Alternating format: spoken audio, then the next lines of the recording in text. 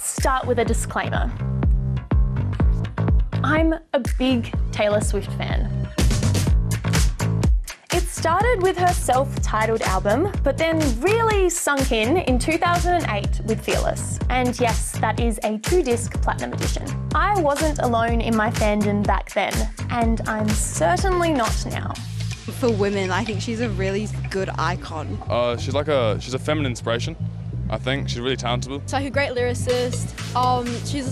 Seems like a really nice person and all that stuff. In the 15 years since her breakout album, Taylor Swift has not only gone on to dominate the music world, but the cultural conversation. It's me, Taylor Swift.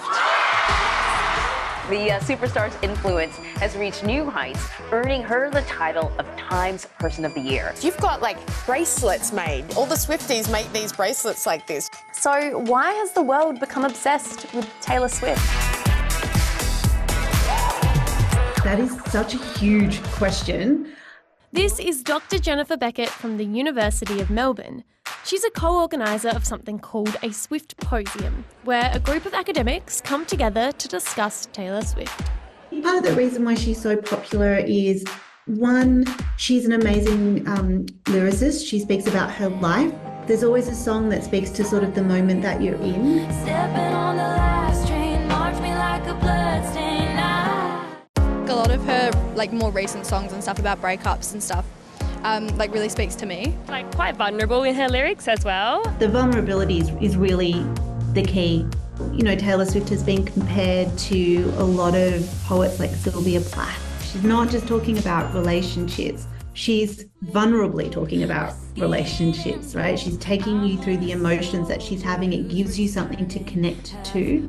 And I think that lyrically there's a simplicity to what she does, which makes it easier to grab onto.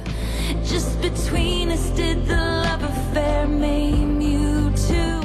It sounds stupid because she's not really on the same financial level as us, but she can be relatable. I think she makes songs that a lot of people that can relate to. It's just very upbeat and very relatable. It's so relatable. Dr. Beckett says this is the power of music and art in general.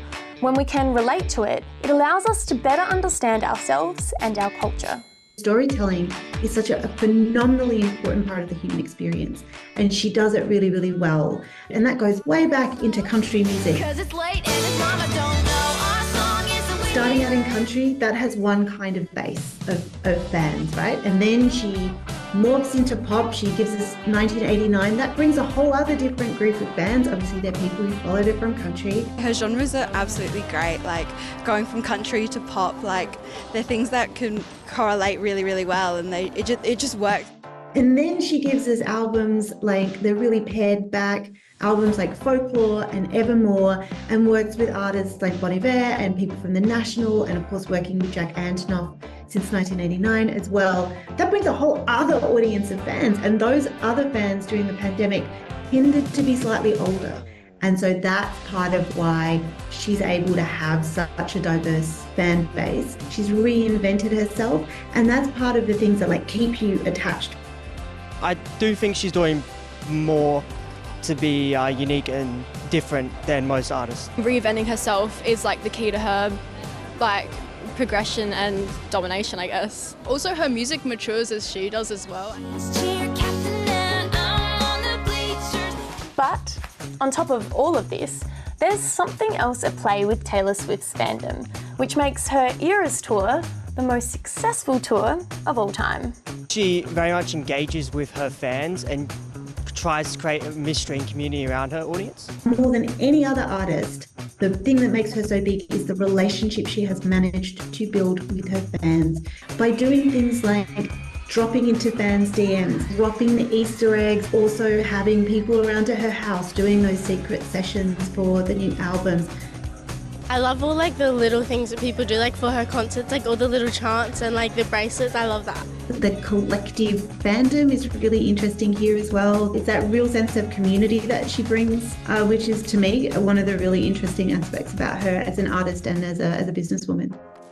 Okay, so there's the music, the lyrics, the themes, the genres, the connection with the fans, and the collective fandom. There may be plenty of reasons to explain her popularity, but what impact does this all have? Why does it even matter? But when you come across someone who has the level of power and influence that Taylor Swift has right now, we need to ask questions like, should one person have all of this power? Wholeheartedly, like blindly supporting her is not something like I'd really do, because obviously she's her own person and she has had her own like issues in the past. Some have criticised her for staying silent on a lot of important political issues, and she also holds the title for the world's most carbon-emitting celebrity. Given her platform, I think that she does have a responsibility to speak up on certain things that she just hasn't, and sometimes her kind of fan base gives her more credit than I think maybe she's due.